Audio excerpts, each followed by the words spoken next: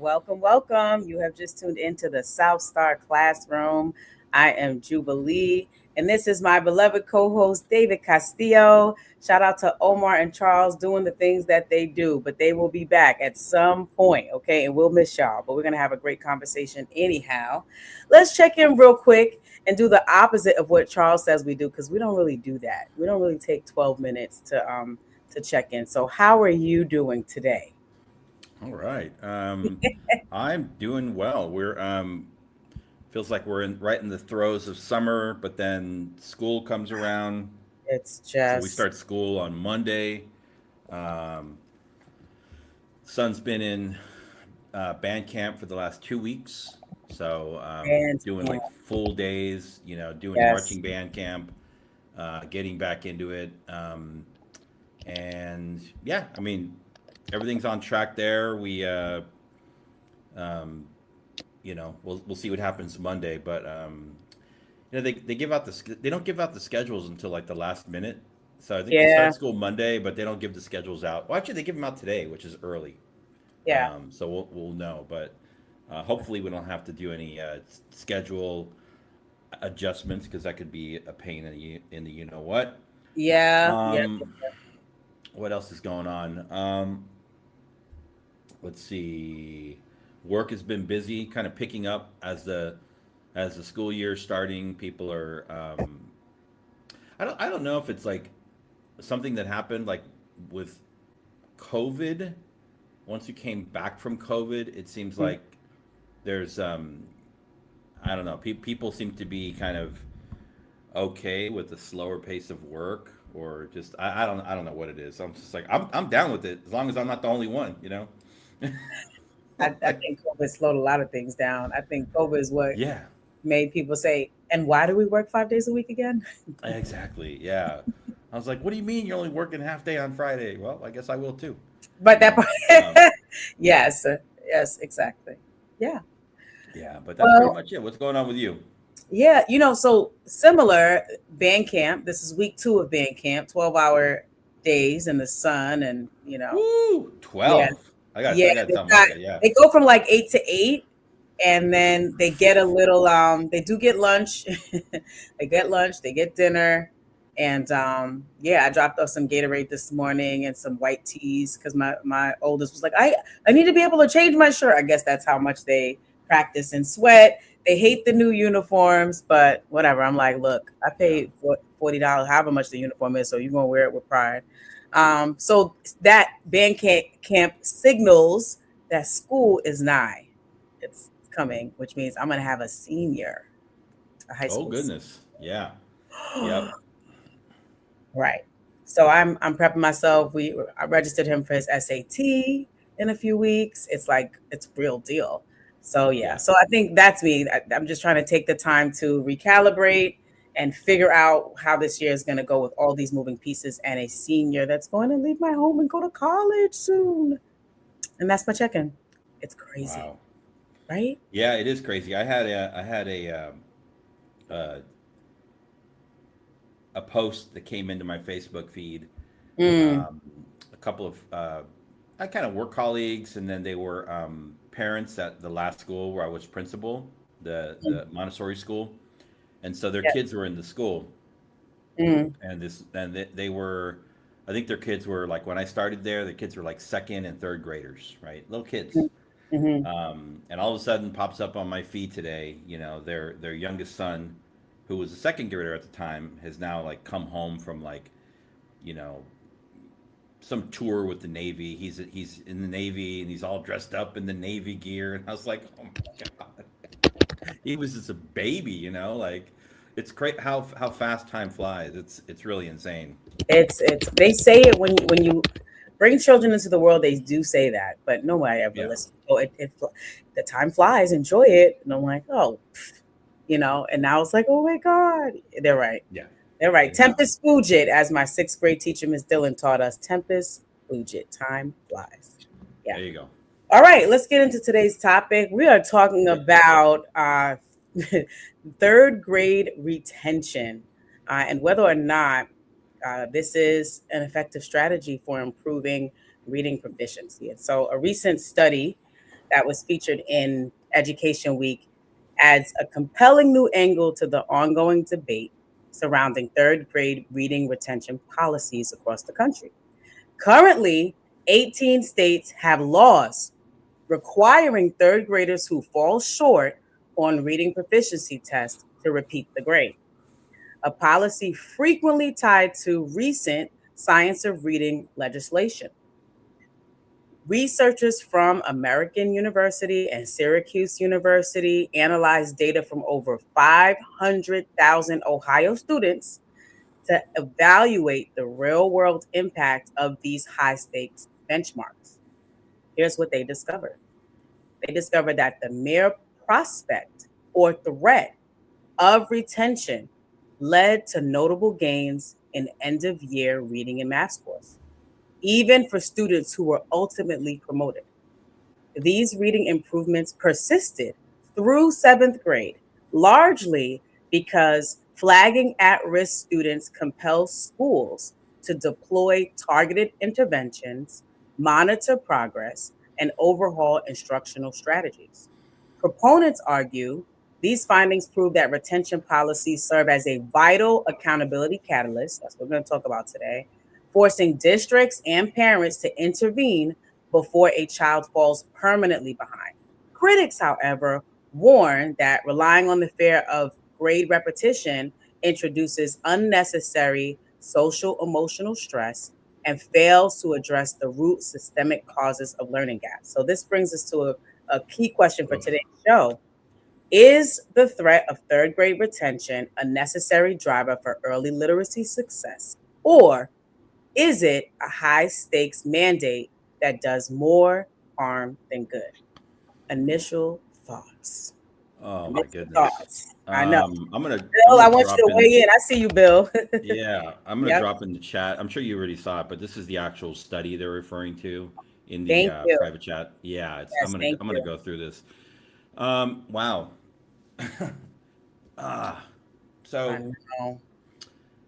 I it's so if I'm a legislator and I'm like sitting in the somewhere on the dais or in the chambers of a state, Senate or Congress, House, whatever, Yeah. a state house, and that may be like the only tool that I have to push or to I wouldn't say disrupt, but send a message that like this is very serious, right? Yeah. Um, so there's that. I don't know what else they can do. So it is. I mean, it's essentially it's a it's a th- it's a threat, right? It's like, well, it's not really a threat. Yeah, it's a threat. Um, and so it ends up waking up parents. And when you first said it, I'm like, there's no like second or third grader that's gonna be like, I better get my shit together now. No, no, no, no, no. This is like this is like school system saying like we don't want to have these third grade retentions on our dashboard, Yeah. and they're probably parents that are saying like we don't want our child to be retained because there's a whole lot that goes along with that. Yeah. So your original question is, I mean, I think it's many things. Yeah. I think it's many things. I don't know if I think in addition to that, there needs to be a lot more accountability for the systems to Hmm. ensure. So say like a child, are they using the statewide assessment or is just like how are they determining reading proficiency? We should I'm start not there. 1,000% sure. I'd have to go back and reread, but I do think Yeah. they did. I think they use state things, but I think they also use interims. Okay, so they're looking at a bunch of different indicators. That's very interesting. Yeah, I'm not. Oh, Let me man. back up. Yeah, Um, okay. Yeah. I mean, I think that's my initial response. I have a yeah, lot more to say, but yeah. yeah, for sure. I mean, I'm with you. I do think it's a scare tactic, and I also think it the responsibility lands on pretty much all the stakeholders.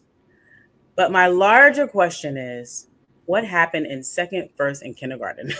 Yeah, exactly. Yeah, Like, that's my larger question.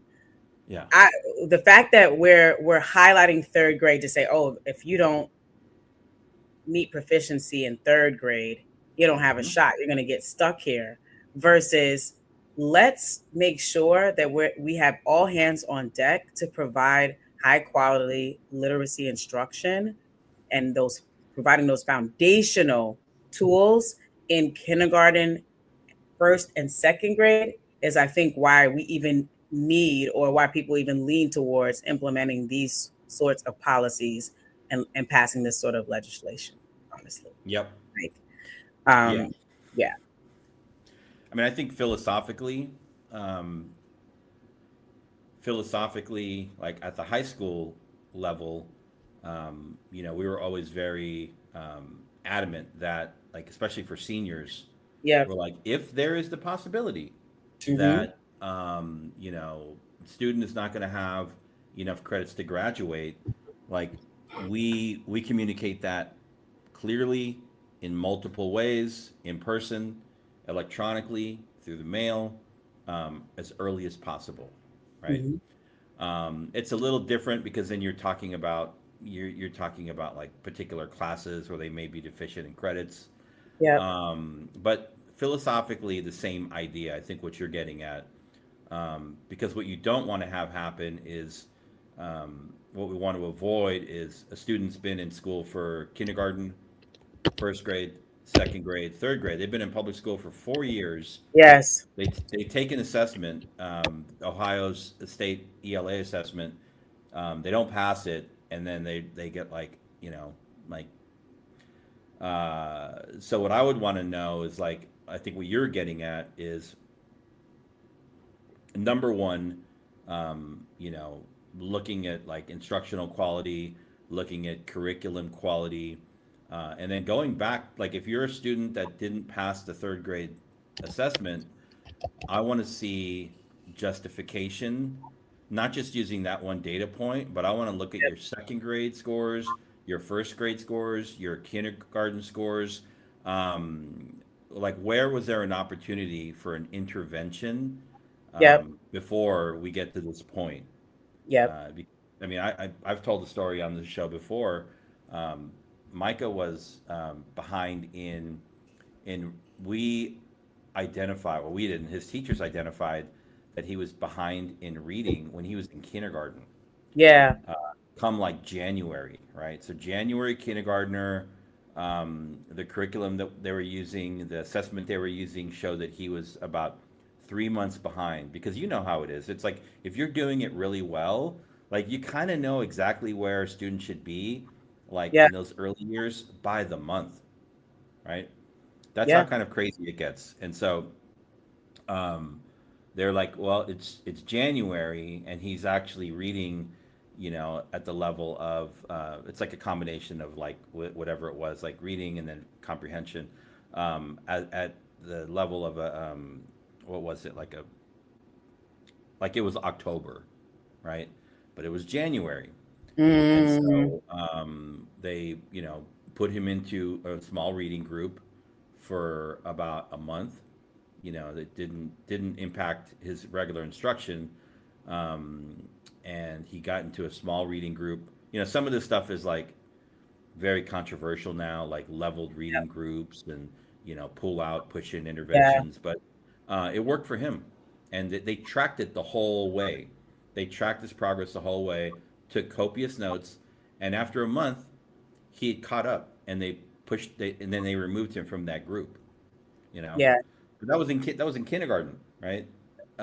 So early notification, early intervention. that's right. You can imagine if like he just got on to struggle and struggle and struggle, and all of a sudden they're like, ah, your kid has to repeat, third grade.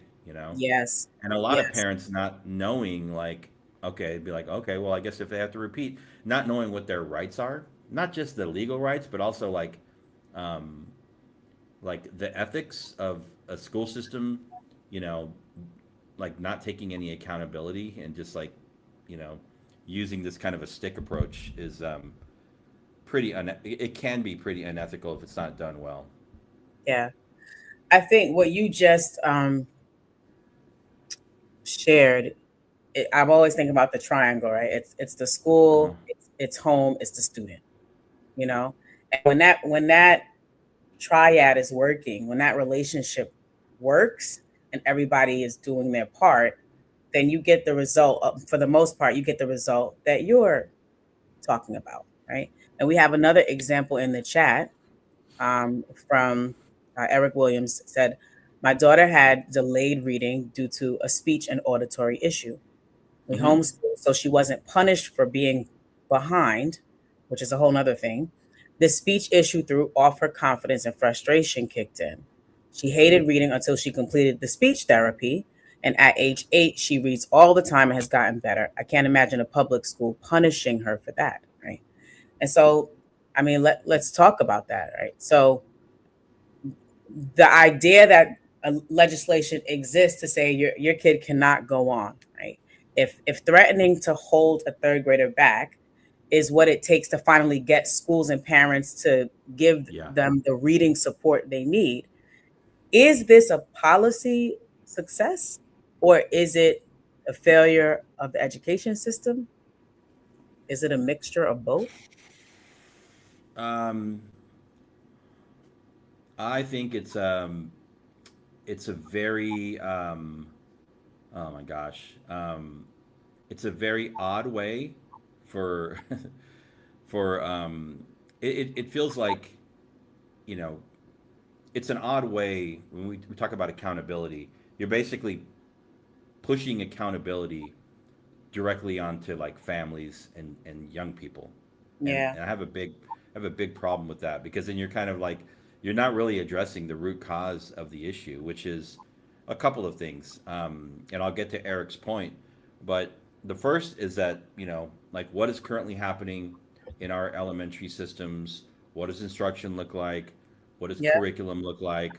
What does the assessment data tell us? How is it being communicated? How is it being communicated to families? What types of interventions are in place? Um, how is that being recorded and communicated? Okay, there's that. And then, you know, looking at Eric's example, um, it's so interesting because you hit the third grade, and then you don't pass a particular important assessment, but then they're going to make you go back and take everything else. It has, you know, everything else again. You have to take like third grade math and third grade, like, you know, science, or, you know, what all that Everything. stuff again. I'm like, so you're talking about a very blunt tool, Yeah. but it kind of has to be a blunt tool because the system is very it's just not flexible at all, right? Mhm. Imagine like, okay, we're going to move you to the fourth grade, Jubilee, Yeah. but we're going to have you in a reading intervention group that's probably made up of some fourth graders and some third graders, right? Like it when you get into elementary school, it's so like grade band oriented. It Yeah. makes it difficult to think, what does it Outside look like for a confines. student to like, yeah, for a student to Yeah, like that advanced falls Pierre behind. and yes, yes, Exactly. Yeah. yes, yes. So I don't know. This kind of pisses me off, right? Because I think to your point, you retain a student in the third grade, right? Which means they're in the same school. Hmm. Who knows if they're going to be in the same class, have the same teacher? We don't know if there's going to be anything that's improved or better about the quality of instruction that that child is receiving. What's the point? Hmm. Right? Yeah. Like you were in Mr. Belvedere's class as a Yeah. third grader, Put him in there you again. made no growth. And we're going to put you back in Mr. Belvedere's class because you childs are the problem. Right? I heard a presenter say, and I'm forgetting his name, but that there's not an achievement gap, there's an opportunity gap. Right? And so I think it's not a very well thought out plan. To me, it's more of a siren, right? If it was a plan, then to me it'd have more strategy connected to it that goes all the way back to when a child first starts school. And we can go all the way back to 3K. I would change some of this 3K and pre-K stuff they're doing.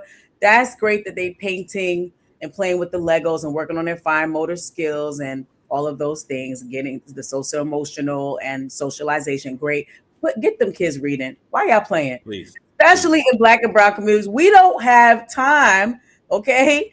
If we start school early, we don't need to just be coloring for 5 periods, okay? And Yeah. in my school when I was principal, we had pre-K, right? And yes, there are very strict guidelines on what you can do and what you can't do if you're receiving, city and state and federal funding for these specific pre-K programs. But that's just my overall criticism, because to me, that could be a very easy win when kids come to school in pre-K, right? So fine, if Yep. you don't have 3K, you don't have pre-K and kindergarten, and you're saying we're putting this legislation in place, we want the people to know, honey, you gonna go back in third grade if you don't pass. Then what are the milestones attached to that? What are the developmental milestones attached to this to say, and because we're serious about retaining students in third grade, here are the resources we've put out, right? We're going to share this with families, with schools, with principals, with districts, so that they know by the time, to your point, kindergarten October hits, kindergarten December hits, kindergarten February hits, kindergarten May hits, right? These are the milestones. And we're going to attach an assessment to that. We're going to make sure it's standards based, it's grade appropriate, so that we know that the child is developing appropriately towards being fully literate by third grade. So I want to see the opposite, as opposed to the penalization. I want to see the folks being resourced, and kind of Mhm. backwards planning. If we want our students to be literate by third grade, here are the things that we are putting in place, and we're holding you even more accountable for effectively implementing these pieces, because we know if you don't, we won't have third graders who are literate. The slap on the hand, it doesn't do anything. And I do agree that it places more pressure on families, but the families are not in the classrooms every day. So those are Yeah, my. I mean, you could easily be assigned, I mean, I think most of this is like random nowadays. You could be assigned, your kid could be assigned like a kindergarten, a first grade, a second grade teacher that are like, first or second year teachers, right? Yes. And it's like, I mean, that's literally like life trajectory altering, a gamble right there. And so uh, I think the this makes me think of my time at the Montessori school too, because we would retain students from time to time, Mm-hmm. and it really wasn't like so narrowly focused on like a literacy data point, Yeah. but that was a big component of it. We really took like a more like whole child approach to it, and Yes. also considered like when were they born? Were they born on the early end of the window or the late end of the window? And Yeah. what would that impact look like going into like the following years? And what would it look like for student to stay in the same class, or is it in their best interest to move classes, Yeah. to a different teacher? But we're talking like deep conversations with teachers, with administration, with Yep. families, with students, even like early elementary students, with literacy specialists, sometimes pulling in members from the special education team, taking all that into consideration. And Yep. it's not like a one indicator decision. It's really looking at the whole child and everybody kind of agreeing that like this is in the best interest of the child. That's This is key. what's happened. This is where we haven't seen progress, and everybody's kind of on board with the new plan. Yes. But that's very different from some legislation coming out of Sacramento that says that you know if you don't pass the ELA assessment in third grade, you've got to repeat. That It's feels very. crazy. Yeah, It's it crazy. is crazy. Yeah, Yeah. That's great. Because do the teachers have to repeat when they don't know how to teach? Like, what do teachers have to repeat? I just have some questions. Do you have to do remediation beyond Yeah. a PIP? Like, what do you have to do? What what does the principal have to do if they're not a strong instructional leader? If they're not providing Yeah. coaching and feedback and observing and providing, resources and tools for teachers to be great? Like, I Yeah. have so many questions. And honestly, I think retention should be a very, very last resort. Yes, as Last a resort. former school leader, as a former school administrator, yes, I have retained kids, but I don't even feel comfortable saying because it was in partnership with the family. I'm not going to say I've almost never held a kid back that a family didn't agree with, but if I had to do that, there had to be a huge reason, documented by data, right? Backed by data Mhm. that shared, okay, this is why the student had to be retained, right? And only for me, my rule on retention, right, as a former school leader, is it's got to really help the child. It can't be for the purpose of retaliation because Miss Suzanne thinks she got an attitude and she ain't never gonna be nothing. First of all, you can't work if you think that, but that's another story, right? But like, it can't be for any other reason than for the advancement of the student. If it's not going to help the student, then what are we doing? We're trying to make a point, and I think that's partly what this legislation is about. Is we're trying to make a point here. No, you don't hold kids back to make a point. And for any student, to my recollection, right, because I feel like I remember parents coming back to say thank you, right? I've had to hold a student back. Again, the decision was made collectively, right? Of course, I had to have the difficult conversation, but collectively we decided, all right, the student needs to be held back. They're struggling in reading. They're currently in fourth grade. They're reading at a now second grade level. Maybe they came in reading on a kindergarten first, but we worked together, provided all the interventions, right? Right. Parents did what they had to do at home, and that child moved from a kindergarten to a second grade level, but they in fourth grade, right? And Yeah. so Yep. we just having the conversation of what that looks like. And lastly, to your point about disbanding the grade band mentality, that we have to move up as classes. We first must go to second must go to third. No, if you are this same fourth grader, you're reading on a second grade level, I'm going to figure out how to structure your schedule so you can still do fourth grade things. And then for reading, we're going to have a conversation about mindset, efficacy, right? Self-esteem. We're going to have a conversation about all those things so that I can prepare you to go to a second grade reading group with a dynamite teacher who's going to get you together, small group Yep. instruction, intervention. So you might be on the second grade reading track, but you're moving with fourth grade and the other areas that you are proficient in. There's a lot of different Yeah, ones. that makes so many it's like we've talked about it on the show before, but maybe not enough. But I love this comment here. We'll come back to it.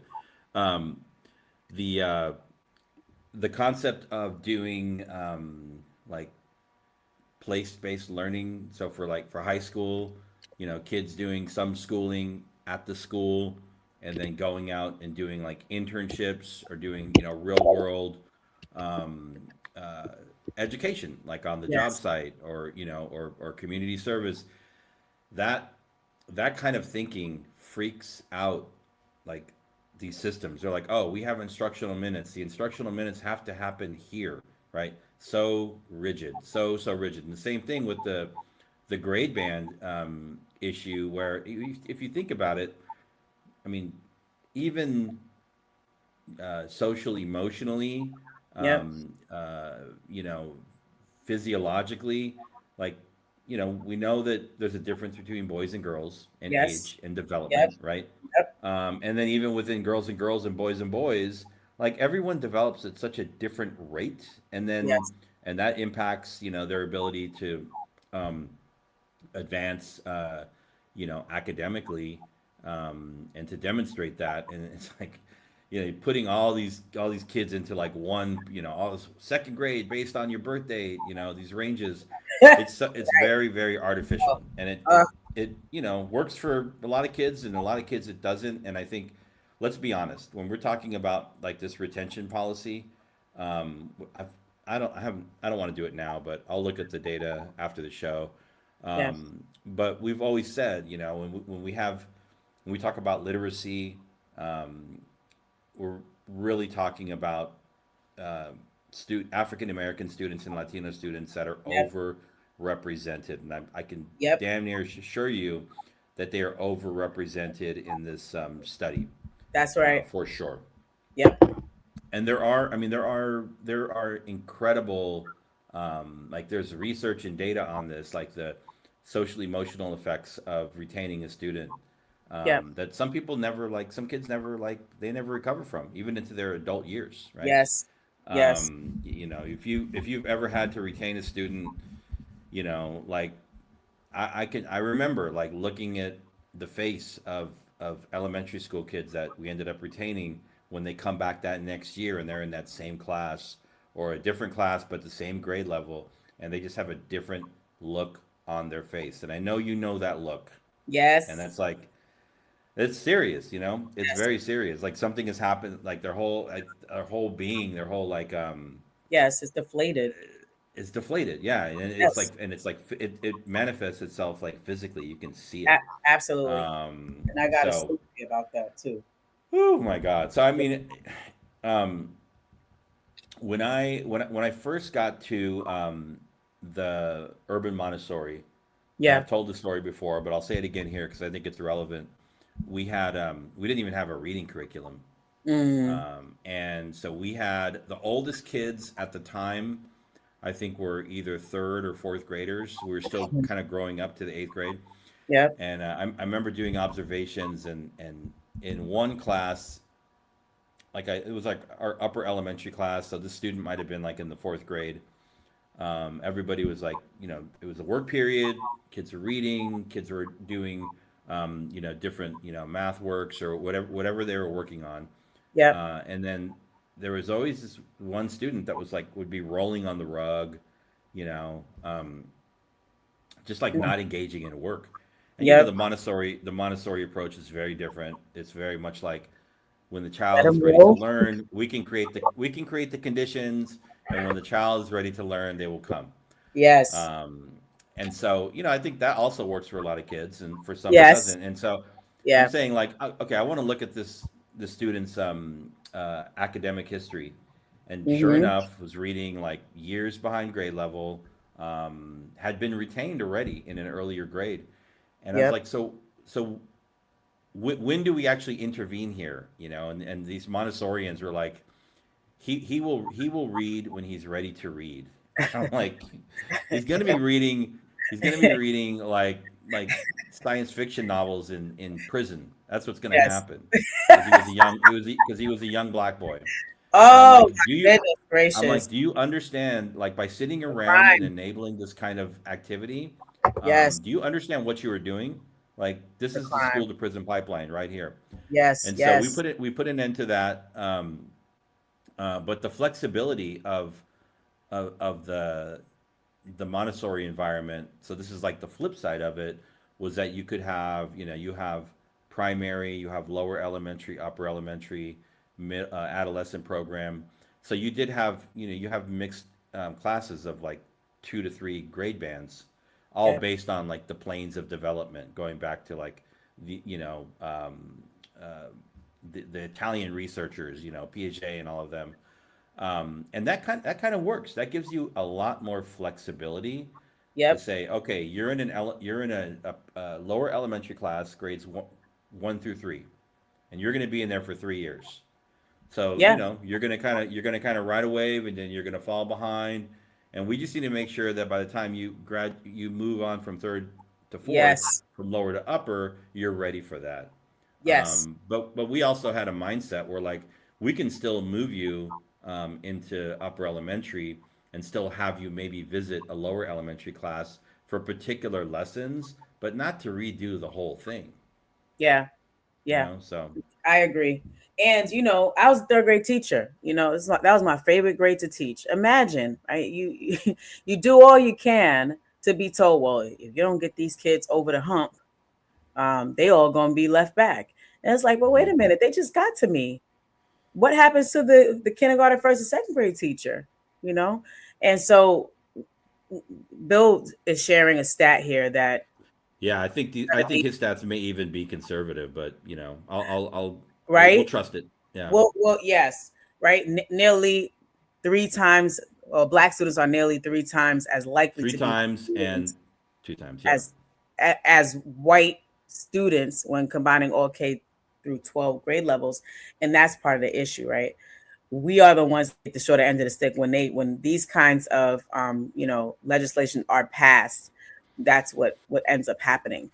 Case in point is when I was an assistant principal, um, it was a turnaround school, right? And so we inherited all of the beautiful children that were there prior to us, some of the staff members, that whole jazz. I met a young man who was in the fifth grade for the third time. He Oh was my goodness. 15 going on 16 years old in the fifth grade. And you want to know why? Because he didn't pass the test. That young man was supposed to be a sophomore or a junior in high school. And we're talking about, oh, come to school and sit down, fold your hands, and wear a uniform. And what? I mean, all of the negative things that you could think of became associated with this young man because it was so hard for him to try to be a part of a culture that he had outgrown and an Hmm. academic structure that he outgrew. Why should I stay in school? What's here for me? No, I cannot read. I cannot read past the fifth grade level. I should be in a high school somewhere taking AP courses. I should be taking geometry and algebra and working my way up to calculus. I'm here with the fifth graders who still like stickers, you know? And so that's to me a prime example of how it doesn't work. Retaining students doesn't work on a large Yeah. scale. It doesn't work. Can it Yeah. work? Yes, when there's intentionality behind it, when the folks that are making the decision are using data to inform their decisions, when people are being positioned and put in place to support that child, when that child is being heavily monitored, right, and taught explicitly, small group, all the things, that's what it takes. So it's not the retention, it's the attention.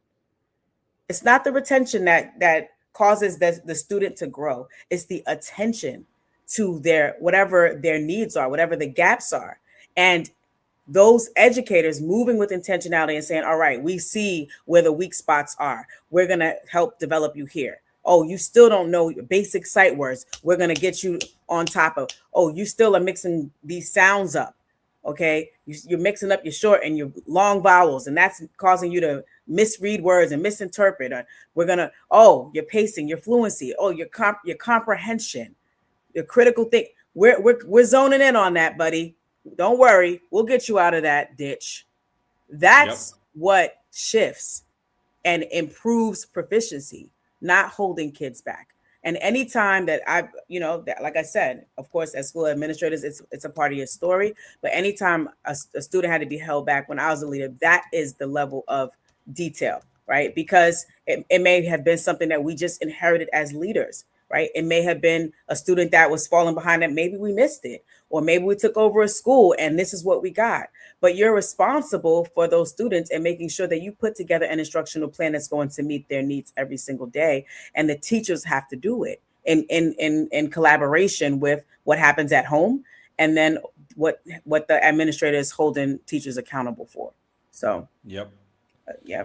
Um, and also to report, without saying his name, obviously, but the young man I was referring to in that story Yes. has since successfully graduated from high school and is currently thriving and enrolled in college university. So, yeah. Um, I still follow a lot. I mean, I follow their parents mainly. Some of the kids, once they get like older and like after high school, like if some of the kids will send me like a LinkedIn, request or a whatever. So I'm cool with that. But I'm like, you got to be out of high school first.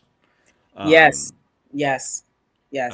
so I'm looking at this. So looking at the Ohio data, they don't really, they're not Oh, very explicit about it. Um, Oh, but about what they used. I found something that said well, they took a I primary mean, test. Is that what you found? not that. No, I was like, they don't, there's zero consideration. They don't factor in teacher quality at all, right?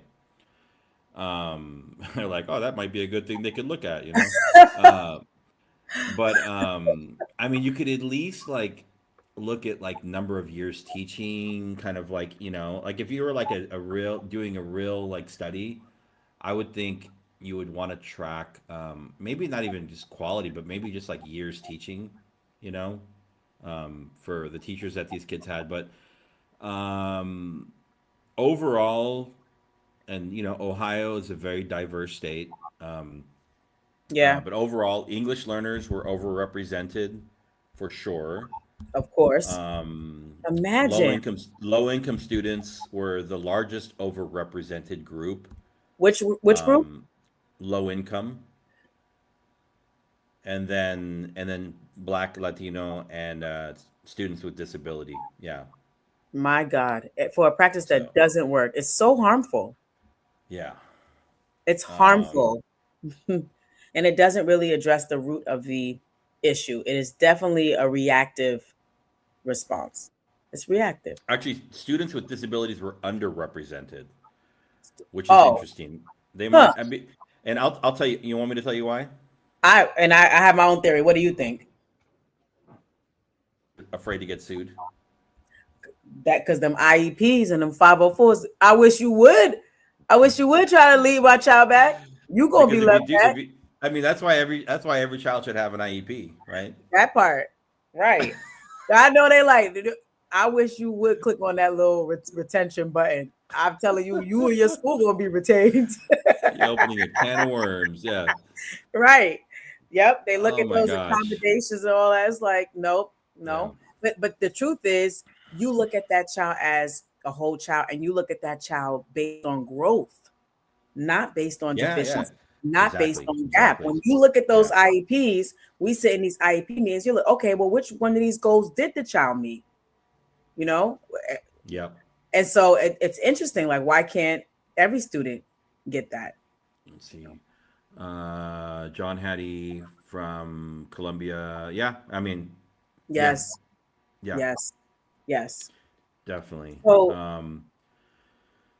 I've got another question, right? So, Yeah. Yeah. Yeah. Go ahead. do you think third grade retention should be a state mandate, or do you think the decision should remain with educators and families? Like, I know that there was a point, and I don't want to quote it, but I believe that some states may have had a point where it was the decision of the school leader. You know, whether or not the kid was going. Yes, the educator, the classroom teacher would have to provide evidence, but the principal will be like, "Well, Johnny can't read," so that causes all sorts of Yeah. problems. But Oh, like, jeez. what do you think? No, I think it's incredibly flawed legislation. It's terrible policy. Um, it's punitive. So there's that. Um, and in terms of like who makes the decision, what I would probably do if I were sitting in the state house somewhere and I was really concerned about this, I would be way more focused on mandating that every school district in my state was using a high quality research backed curriculum, and Yep, that you know we set like particular expectations around professional development and yep, training and resources for our teachers. yep, I would also and you could mandate this, that a process for retention, not to take it totally off the table, but yeah, to make it much more of a collaborative decision as opposed to, a state policy or even a principal. I mean, any big school, if your school is like, if you're a principal and your school is bigger than like 300 or 400 kids, you don't have your finger on the pulse, right? yeah, yeah, And so, I think we should start to adopt and adapt. Maybe not full, obviously not like full blown like IEP teams, but maybe you know what do we call them? Cost or care. These are like intervention teams that are made up of parents, educators, administrators, Yes. counselors, that that do intervention kind of work. And so, I mean, I think that you should have to be able to provide and present some kind of evidence that you know, you've done the Yep. work, you've tried, and I think I don't think you totally take away the option, but yeah, this kind of policy is crazy. I think Texas has a similar one on the high school end, where you have to pass like their state's like standardized 12th grade test Mm-hmm. to graduate or something like that. Texas has some weird stuff going. I'm not a full blown advocate or against Yeah. standardized testing, Mm-hmm. but I think they should be used more to understand like learning conditions and like Yep. learning outcomes Yep. and inform as opposed to make these very high stakes decisions. I would agree, especially given that that is just one metric. I said this since I started, my career in education, because I'm like, these children are so brilliant. They're asked to, and I think we've spoke about this on the show before. Like, they're brilliant. They are able to show their brilliance in so many other ways that are not measured, right? That are not measured, that are not connected to any high stakes testing, and that part of them gets missed. So I always say, what about a portfolio, right? The state test is a part of a portfolio, right? And throughout the year, and this actually did exist in New York for some time before they kind of moved to just state tests. But I remember us having to have a portfolio with 10 solid pieces of student work connected to the standard, showing how the student had mastered, right, authentic student work. And Yep. then the state test would be a part of that to see if, okay, they've had a comprehensive enough experience and have mastered enough where they would be successful in the next grade, right? And so, yeah, I'm not a fan of retention, especially not how they've connected it to this kind of policy. Because, like I said before, I don't think it addresses the root issues. I think we need to fix pre-K. I think we're leaving points on the table. We're leaving points on the table when we don't Yeah. provide those early literacy opportunities for these minds that are just open and ready and willing. And maybe the experts can figure out a Montessori-ish way of doing that. But to say like, don't teach them words or don't talk about, it's like, that's just dumb to me, especially when our nation is so behind in reading and math. Like, what are we talking about? Like, if we could get 1 year olds with books in their hand, I think we need to go that route. And then Yeah. additionally, I disagree with these sorts of policies because, again, it doesn't put the responsibility where it needs to be. And it is a shared responsibility. But if we're talking about the lion's share, a lot of it is what is happening in schools. If a kid is in school 6 hours and 20 minutes, and you have a high attendance. Now, if you have chronic absenteeism, that's a different story, right? Your parents deciding on going, a cruise every 2 weeks, and you ain't never in school. We get it. That's why you can't read. But you come to school every day. You're there for breakfast. You get a good breakfast. You listen. You have no behavior issues. You come with your uniform. You listen to your teacher, and you still can't read, my guy. What's up? Why can't you read? Yeah. That then you go look at the third grade teacher and say, they that's all, it's all you now. What? No. In my school, I would tell my teachers, look, don't be afraid of going to third grade because every single grade has the same level of accountability. So it doesn't matter if you have pre-K, if you got fourth grade, it doesn't matter, my friend.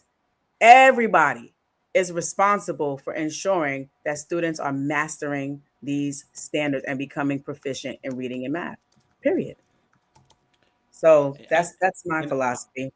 I also question like the ability of the average legislator to make informed uh, decisions around like these educational issues. I mean, unless it's your specialty, it's not, I mean, it's just not most people's specialty. It's not. And so there's that. We And need then, to be more honest about that. I agree. um, I'm not gonna like suggest their names, but the governor of Ohio, that was governor when Senate Bill 316 was pushed through, and Yeah. the main sponsors of the bill, Yeah. couple of senators, they all send their kids to private schools. So there's like this, I'm not going to name them, but I just think it's you have you have these like very out of touch, wealthy Yep. white Decision legislators, makers. Mhm. politicians that are making decisions Yep. for children and families that really don't look like theirs. They don't really understand. They're so far removed from it, Yeah. and they don't send their kids into these own their own public school systems. Yep. Yep. I think that's a big issue here, right? Let's be draconian, and let's punish the common people while our children are quote unquote thriving in well-to-do private schools, right? Hmm. Hmm. Yeah. So, I mean, I guess we can go into our final thoughts because ugh, I agree with you. I think that is indeed part of the problem. It is Yeah. indeed part of the problem. Um, we can move into final thoughts. I was just thinking about just the power of data. And one thing that the study provides is Yep. data, right? More information. And so if we know that based on what the study is saying, people started to get their stuff together, right? Like, oh snap. If you were chronically absent before and now this policy is in place, oh, we never miss in school.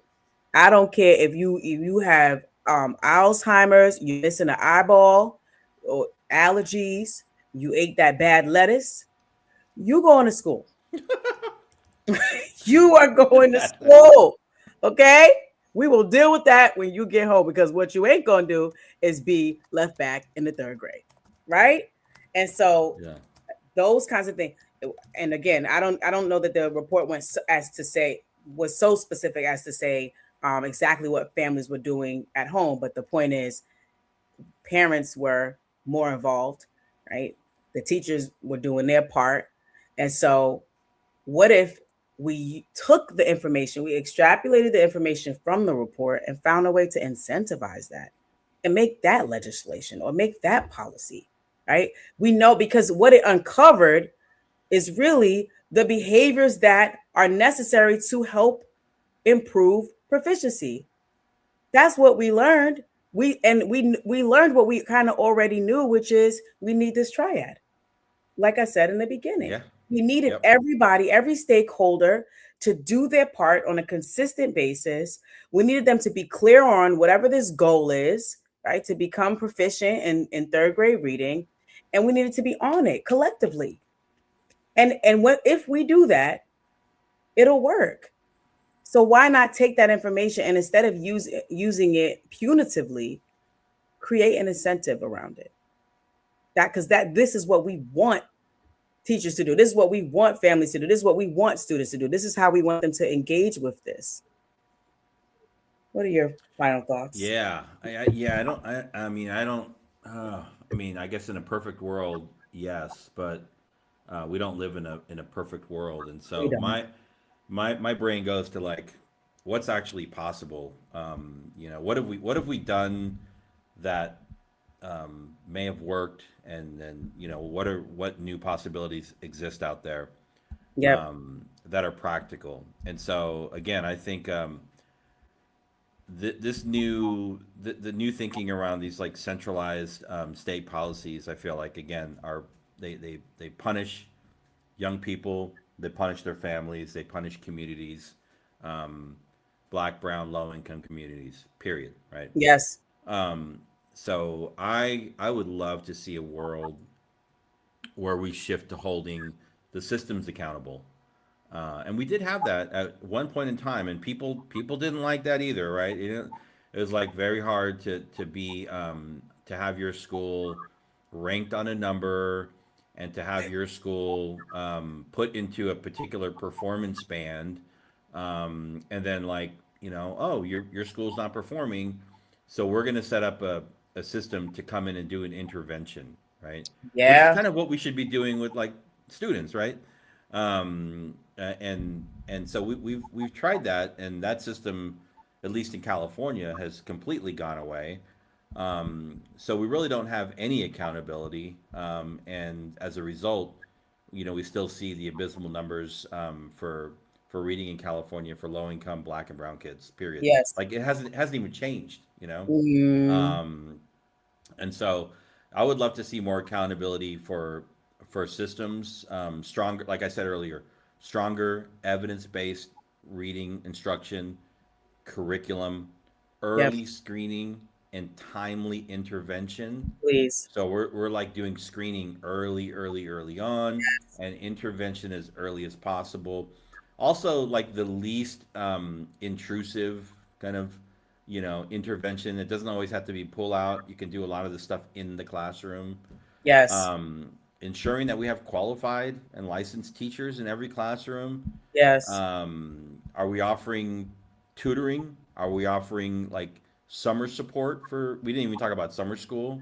Yeah. Um, do we have differentiated instruction for English language learners and students with disabilities? Do we have transparent reporting from schools to families, right? Are schools being transparent about their data? Like if I want to go to your Honest. school, if I want to go to your school, and if I have uh, uh, a Latino student with an IEP, can I go and look at the data disaggregated for how these students are doing in your school system? That's what I want to see.